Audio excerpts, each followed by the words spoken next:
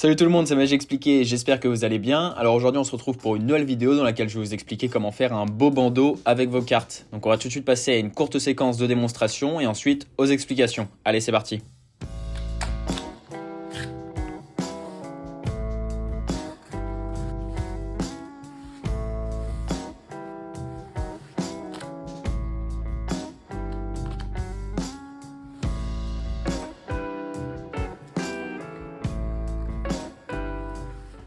Alors, pour apprendre le bandeau, c'est mieux d'avoir une surface qui ne glisse pas, typiquement un tapis de cartes, même si de toute façon, une fois que vous maîtrisez le mouvement, peu importe la surface et la qualité de vos cartes, vous devriez y arriver. Donc premièrement, on va prendre notre jeu en position dite de donne, comme ceci, et on va venir le récupérer avec notre main forte, donc pour moi ma main droite. Je vais venir récupérer le jeu avec le majeur et l'annulaire sur la tranche du haut, et le pouce sur la tranche du bas. Et l'essentiel de ce qui va faire un beau bandeau va être permis grâce à l'index, c'est lui qui va donner le tempo et donc réguler l'espacement entre chaque carte. Donc on va commencer par faire un bandeau standard en ligne droite. Pour ce faire, c'est important que l'index soit bien au milieu de la tranche sur laquelle il se situe. Vous allez ensuite commencer par poser l'intégralité du paquet sur la table. Et au début, pour vous aider, vous pouvez, avec votre index, donner un angle de 45 degrés environ à la tranche de votre paquet. Ça va vous aider à bien commencer votre étalement et à réguler plus facilement l'espacement entre chaque carte. Donc, vous pouvez maintenant commencer à avancer votre main sur la table tout en effectuant une pression avec votre index. Mais pas trop fort, faut quand même laisser défiler les cartes et pas embarquer le paquet avec vous.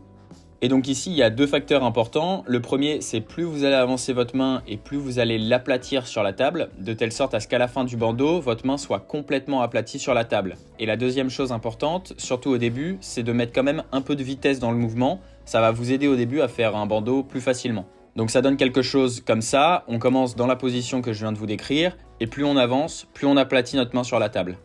Une fois que vous savez faire le bandeau standard, donc en ligne droite, on peut faire deux petites manips sympas. Par exemple, vous retournez la première carte comme ça et à l'aide d'une carte ou de votre doigt par exemple, vous allez faire défiler les cartes le long du bandeau. Donc ça rend plutôt bien, c'est joli. Ou alors vous pouvez par exemple séparer le jeu au milieu des cartes comme ceci afin de créer deux petits bandeaux que vous faites défiler de manière indépendante. Ensuite, pour embellir ce bandeau, on peut essayer d'en faire un plus circulaire. Donc le principe est le même, c'est juste qu'au lieu de positionner votre index au milieu de la tranche latérale de votre jeu, eh bien vous allez le mettre un peu plus haut et avec votre main forcément vous allez faire un mouvement d'arc de cercle pour donner cette forme au bandeau. Voilà, c'est une manière plus jolie de présenter les cartes. Enfin, il faut comprendre que plus vous allez mettre de pression dans votre index et plus l'espacement entre les cartes va être important. Forcément, à l'inverse, moins vous mettez de pression, moins l'espacement entre les cartes est important. Ça peut être très intéressant dans un tour de magie par exemple, vous régulez la pression en mettant moins soit au début soit à la fin du bandeau, en faisant croire à votre spectateur que vous lui montrez toutes les cartes, en réalité vous lui cachez soit les cartes au début, soit les cartes à la fin, là où vous êtes le plus susceptible d'avoir contrôlé la carte du spectateur par exemple. Voilà, une fois que vous savez faire ça, il y a un dernier bandeau, celui-ci se réalise dans le sens inverse, donc pour moi de la droite vers la gauche cette fois. Pour ce faire, on va changer le positionnement des doigts. Le majeur et l'annulaire vont cette fois aller sur la tranche de droite et le pouce sur la tranche de gauche, tandis que l'index ne fait pas grand chose à part rester sur le dessus du jeu.